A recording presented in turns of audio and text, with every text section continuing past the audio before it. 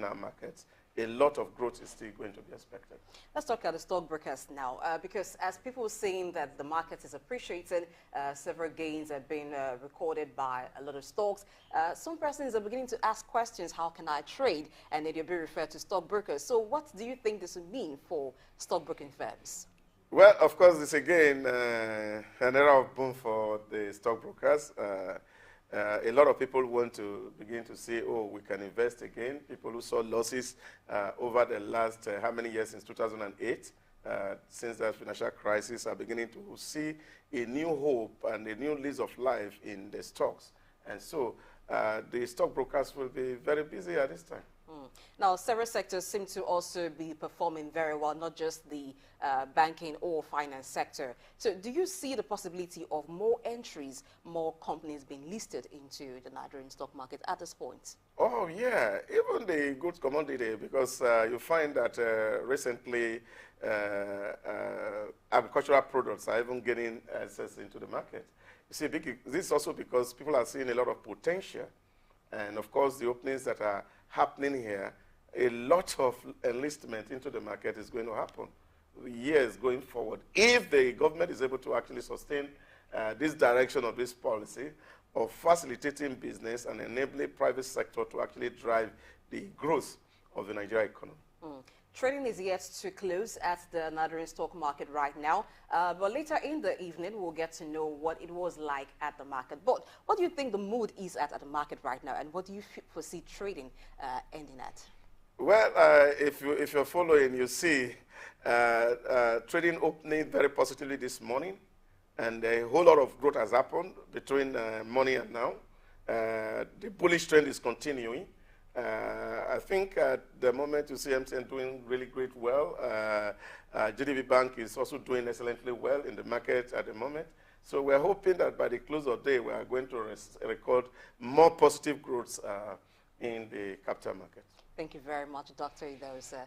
I can just see smiles beaming on the faces of investors at this point. Yes, we'll bring you an update on that tomorrow. But we'll take a break, and the show continues with Corporate Spotlight. Stay tuned.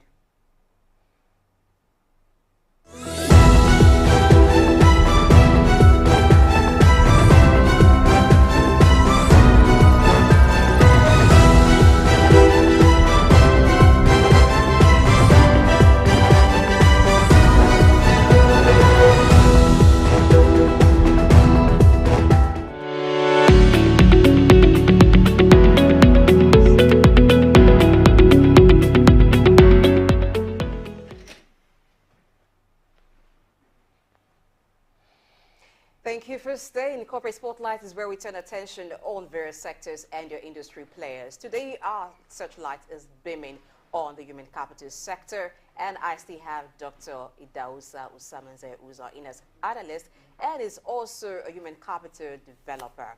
And we'll also be joined later by another human capital developer. But right now, let's look at human capital development. It has been said that for any economy that wants to be competitive in the 21st century, then it must pay attention to human capital development. Hence, we're looking at human capital development sector impact on economy. So, what is human capital development? Well, it is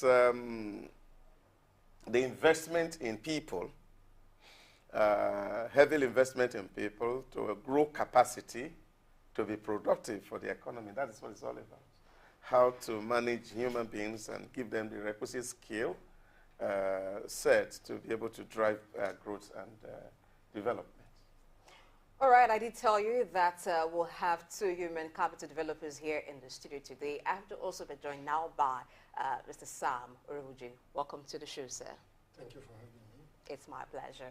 Now, human capital development is one thing that the world has been told it needs to focus on for economies to grow and for human beings to be able to contribute as they should to development. Now, let's look at the importance of human capital development in today's rapidly changing world.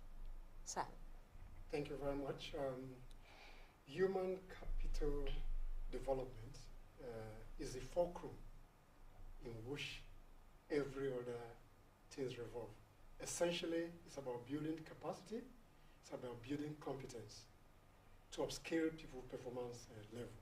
So the only way you can improve on productivity and human development is to train people, build their capacity, build their competencies, and those competencies will improve on organizational performance, which increase performance at national and at international level. So the focus is that, like we say in human capital development, if you don't train them, don't blame them. So how does human capital development contribute to economic growth and sustainability? You see, if you have followed the trend, especially for one of our very great investors, Dalio, in his work, and see the circle of what he called prosperity and poverty. One of the greater issues that is mentioned there is the fact that if prosperity is going to come, it comes with high productivity. And what is the engine for high productivity is good quality education. That's how Dalio puts it. And what does that mean is that when people competence, their capacity are enhanced, the creative ingenuity brings innovation into the economic space. And that is what it is. So with innovation and creativity, productivity gets very high. And then, of course, that raises the GDP. That's why you find that just California alone, what Silicon Valley is doing, raising great minds. 4 companies in Silicon Valley, richer than almost the whole of Africa. To tell you the extent to which an enhanced human competence and skill set can drive economic growth and development. Now, you're a trainer. You train people on different skills. Now, can you share with us specific examples of human capital initiatives and their significant impacts on individuals and, by extension, societies? Essentially, you have 2 domains in the human capital development arena. You have what you call hard skills, and you have what you call soft skills. These skills are enablers. So once you're able to develop talents, upscale your skill set, then you get the best out of it. So skill sets or soft skills, for example, you talk about leadership skills, you talk about computer skills, you talk about people skills, you talk about interpersonal skills, and the like. These skill sets require in the organization in order to optimize the productivity of the workforce. So the more investment you make on people capacity, the better the organization is. Once you develop the human mind is very elastic to a point that creativity, as Dr. mentioned earlier, talk about innovation, which are drivers of modern economic growth and development. So essentially, hard skills, soft skills, you have a mix of each of them. And we do say in human capital development as well that the more you upscale the skill of people, the better they are in terms of the ability to manage people. So people skills is an essential element of capacity building. All right, Dr. Dosa, you are the Director of African Development Studies Center, and so you offer training at the executive level. Can you tell us barriers to the implementation of effective strategic human capital initiatives? Well, I think in the third world, a lot of things really incoherence to this particular sector. And one of such things is the fact that a lot of people also think that the more people are trained, the more salary they are going to take. And the fear of increase of salary is actually one of the things that's actually turning people down to invest in a capacity building. You think, oh, if I send this person to Harvard, of course, the chances are that he's going to go to work for my competition if I'm not able to raise the pay become a barrier. And this is actually a third world way of thinking. if you look at where growth has happened over the years, take, for example, the experience of Lee Kuan Yew in Singapore, you'll find that what actually propelled the growth of Singapore was the high investment in human capacity building. He ensured that the best of Asian students were brought wherever they were in the world. And whatever companies were willing to pay elsewhere, Lee Kuan Yew was ready to pay in Singapore. And then, of course, also ensure that those children who were also A students in school were sent abroad all across the world to go and gain capacity and return back to build Singapore, because he knew that if they created the investment climate for people to come into Singapore to invest, they will need locals who are going to sustain those businesses. And therefore, if those people are not well trained, you will have issues of unemployability of the locals, and those businesses may not thrive, which is one of the problems we have at the moment in Nigeria. It's not that we are not having graduate turnout from our universities, but the problem is that you can't turn them out of university and put them straight to work, because what they have acquired in the university system and the skill that is required to drive organizations, they don't have. And there's no employer who is willing to add additional costs outside the energy and all these other related logistic costs and say, okay, I want to develop new people. So the town and the GAN are not able to actually think in that direction, where you can raise people actually who leaves university, probably they study accounting, and they can just get into an accounting environment and they start to operate. So, but nobody wants to put more money to train people because it's expensive to build capacity for humans. But how do we remedy this? Because it seems to be a factor that is further increasing brain drain in a country like Nigeria, where you find that a lot of persons, maybe they go out of Nigeria for further studies, and afterwards they want to stay there, or they have acquired some knowledge here, but because the pay is higher in other climes, they want to migrate to other places. In an era of globalization, you cannot really stop the concept of brain drain. So people who has capacity must fill places where those capacity are valued. So, but going forward as a country, we need to invest more in developing capacity back home to sustain those organizations here. For brain drain and for people to move, you cannot really legislate against those kind of. So once your capacity is valued and you have an enable environment and you have the right pay, then you attract the best capacity to your own environment. But the challenge for us as a nation is to invest more in terms of improving on the skill sets and creating those environments that will be able to absorb those highly skilled manpower that human capacity has developed over a period of time. You see, I was just going to bump into what my friend had just raised, the issue of brain drain. You see, the real critical issue is not that we're talking about mobility of labor. Labor will always continue to move. But the danger we face here is the challenge that Socrates once raised, that if, of course, women marry very late or men refuse to marry very early, you give birth to weaklings who will not be as productive as they should be if they marry very early. That's a philosophical underpinning for early marriage for somebody like Socrates. Well, what eventually was he actually talking about is that the capacity as, of course, a woman age, you see the capacity to raise very strong children will be difficult. This is what you're seeing in most of African states. Because we can actually not pay, the best of our hands can't stay. That's the truth.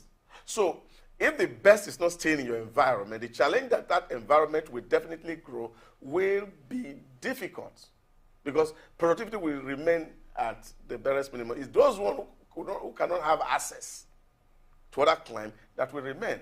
So if we must grow our economy, we must be able to pay wages that are comparable to what people can earn elsewhere. That's why I use the Singapore model.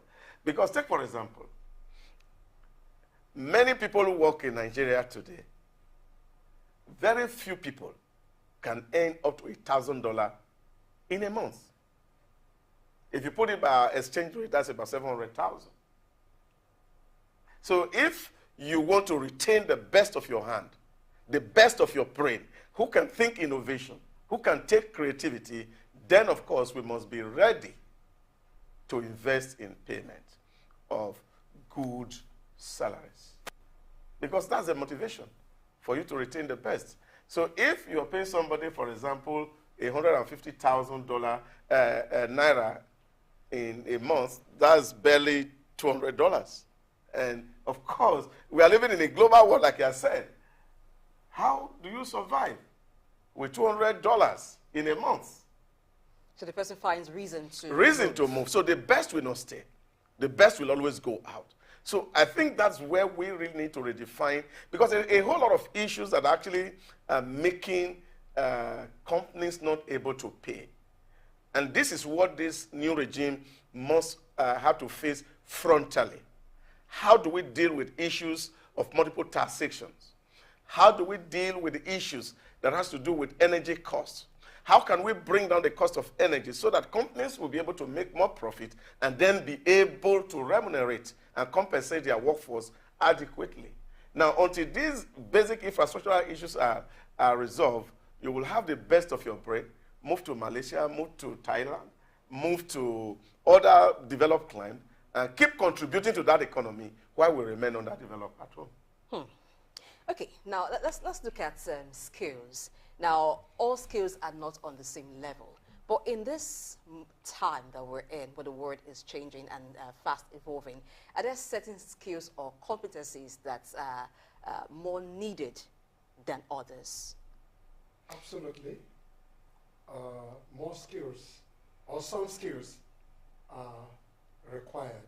So therefore, I think the competence levels vary from one industry to the other. But what is essential is that for human capacity to remain sustainable, you must constantly upscale your skill set in line with the competitive skill set that the industry require to sustain itself. So in terms of ICT, which is the most sought out skill at the moment, even in a gig economy, where you can work in Lagos and you receive pay in Washington, are some of those skill sets that we need to continually push so that we can remain sustainable in human capacity development. Let's talk about skills gap. Yeah. You find that in some sectors where you have people who had gotten to a certain level, there is no bridge between those who are coming and those who have been there. And so if they happen to leave the sector, there's a gap. How do we bridge it? Yeah, and I think it's a real fundamental problem today, especially with the public sector that I'm familiar with. I listened to the program on the studio earlier this morning when we're looking at the issues of having to move up retirement age for some categories of workers. And that has become only necessary because if you're familiar with public sector, and they will tell you, especially those who are at the directorate level, that if they leave the scene, the people who are actually coming under them, they don't have the requisite capacity to drive the economy. Many of them can't even write memo. This is a hard reality that we have to deal with. And this is why people are asking, you see, if you allow the old one that are well trained, that can even do the job to leave, and then of course you are putting in a lot of people who are inefficient, incompetent, and also adding indiscipline to it, of course your economy will crumble.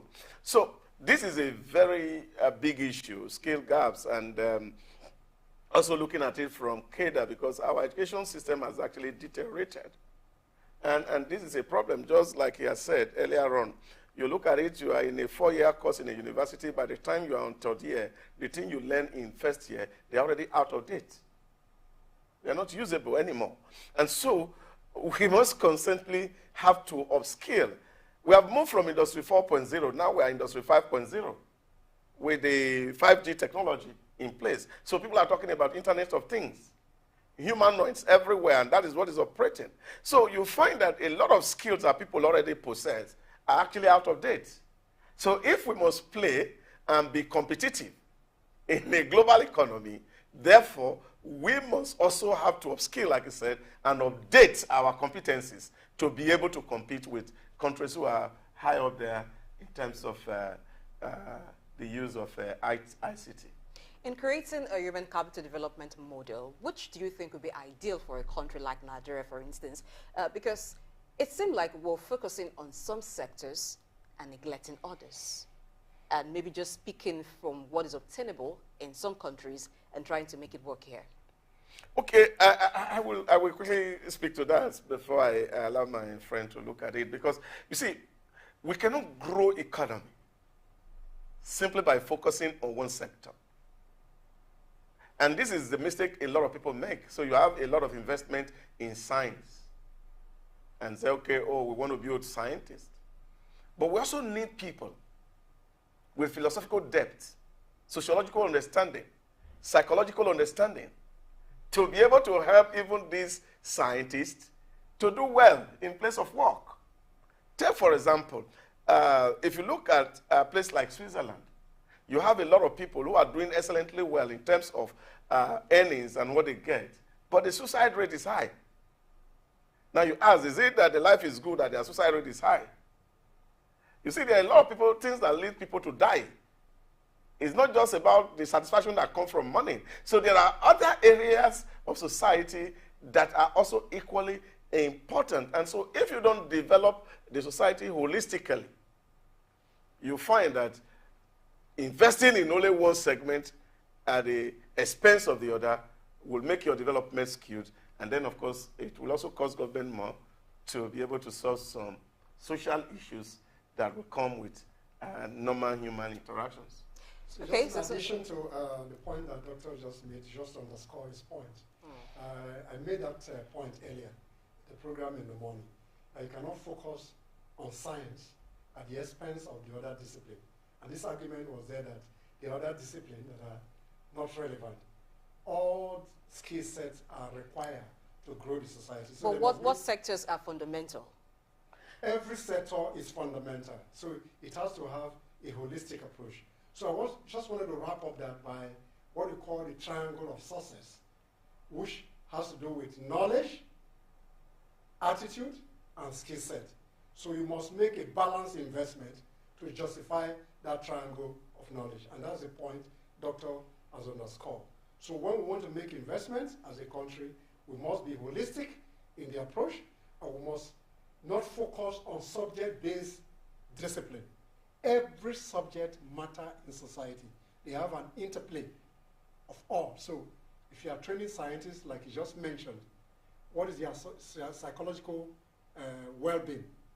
So in the workplace, why you need creative, energetic, scientific people that provide direction, you equally need other people who drives the human angle. So it must be holistic. Now, how do we ensure that human capital development is accessible to all, whether at a corporate level or at individual level? Not just for the person who wants to upskill, but for the developers themselves. Because sometime recently, there was a story that a Nigerian university fired some graduate lecturers because they had refused to improve their educational qualification over some number of years, even though they were within the educational environment. So if it was impossible for a number of lecturers to upskill, not to talk about those who are not even in the system, accessibility to human capital development, how do we ensure that? You see, I like the point that Sam made just now about, you see, people, the triangle of success, he calls it in training, usually called the KSA. If you do a training or capacity building, what you actually aiming to achieve is that you want to pass knowledge to some people, or you want to improve their skills or change their attitude to work. And this is very important. Now, in the area of attitude, this is actually what issues are. Take, for example, in the UAE, the public service in the UAE, about 40,000 of them who work for the government of the UAE are mandated to at least get certification from mass open online courses, MOOC, which is actually free. most of these things we're talking about, whether it's data analytics, cyber security, cyber crime, they're all free on the internet. The real issue is that you have a lot of people who are very lazy to go the rigor of either reading or studying. And that's why they said if you want to hide something from a black man, write it in a book, because he will never read it. So this is the real issue. It's not that the opportunities are not there, the access are not there. So you go to Coursera, you find a lot of free courses that you can do. If you want certification, maybe probably you pay like a $70 and you can really acquire a new skill that can enhance what you're doing. But I guess laziness, really, on the part of so many people, will not really want them to improve, because you are at a comfort zone that every month at least money will come. This is essentially about value, where people don't take their personal growth in terms of learning and development so seriously, which Dr. just underscored. So it's important that people need to invest what you call self-directed learning. You don't need to be prompt by organization. So you need to constantly improve on your competencies and capacities. And you have a very free system, ecosystem, that enable that. But more often than not, people spend more time in frivolous things. And when I do training for entry-level people, I always call the telephone, which one of our professors used to call toy at the University of Lagos. You spend more time on the WhatsApp, where you have a tool that enables your personal development, but most people don't focus on that. So the value orientation in terms of ability to develop for personal growth, because your growth is your personal responsibility. Like when your company sends you for training, is to enhance their deliverable, but the learning is domiciled with you. So those are the value things we need to pursue so that people can enhance their personal development and growth. You see, it even will help bargaining. Yeah. Because if you have acquired a new skill, you can actually negotiate with your employer and say, well, I think I have a new competence that people need. So it is left for your employer to either accept it or allow you to go somewhere But what if that employer paid for the development? Yeah. You see, it's not about the employer paying for development. I think the point he just made is the fact that apart from even your employer sending you to training, it is your own responsibility to develop yourself if you want to grow in your career. So if you're at the same level, there is really no reason why anybody should give you a pay raise, because you have not added any new skill. So if you do want a pay raise to be able to meet the new economic challenge, then of course you must find a way to invest in your own personal development. In that case, you can even bargain with your own employer, or you will send your CV out and say, look, I'm qualified to do the XYZ, and then your employers are forced to negotiate with you on a rate that can actually, or a pay that can take you home, like they say. Okay, Mr. Sam, while Dr. Delson was talking, a while ago, he mentioned that some of the discouragement to the investment in human capital development for some employers is the fear that once this person becomes more developed, they may leave. How does an employer or how does corporate organization measure the effectiveness of human capital development if you've invested in human capital development for maybe your workforce? How can that be measured? So you know if you're getting the right output you should. Yeah, thank you very much indeed. I think the challenge in our environment is that most business owners are not interested in investing in human capital. And that, to a very large extent, affects the business growth and development, because you're as good as your employees or as your leader. So the point here is that there's this saying that the least investment you can make is human capital development, because you're not making money. Why would you want to upscale the skills of your employees? But then there are organizations you call learning organizations who, out of necessity, make investments in human capital development. And they're able to track the investment made in human capital, which enhance their productivity, their organizational culture, and the overall growth and profitability of that business. But then when you have a mindset of not wanting to invest in building capacity, competencies in the workplace, then the challenge is that you are limited to a very large extent by the investment you made. So in the final analysis, it's important that you can track human capacity in line with employee productivity. So each of those gaps that exist during the appraisal analysis, all those key sets, that the gaps during the evaluation that you have seen, you need to close those gaps by training them. Are you able to measure those progress? And for succession planning principle, you need to upscale the skill set so that people are able to fill into those boxes where people leave the company or when their rate of attrition has increased tremendously. Then you make a deliberate policy to develop people to upscale their skills so that they can move up to top management. Asia makes lots of money from human capital development, particularly when they outsource. At what point will Africa get to that level, and how do we do it? Well, that's strategic initiative that, of course, at the point of policy making, the government will need to take very seriously. For some of us who were a little older in the 1970s and 1980s, you saw the effort that, for example, India put in ensuring that their citizens study science, and they exported it almost across all the globe. And that's why today you see, in terms of software development in the ICT, India, they are #1. Because that was a deliberate policy of where they want to build their competency. Now, even in terms of hardware production, you also see China have done that.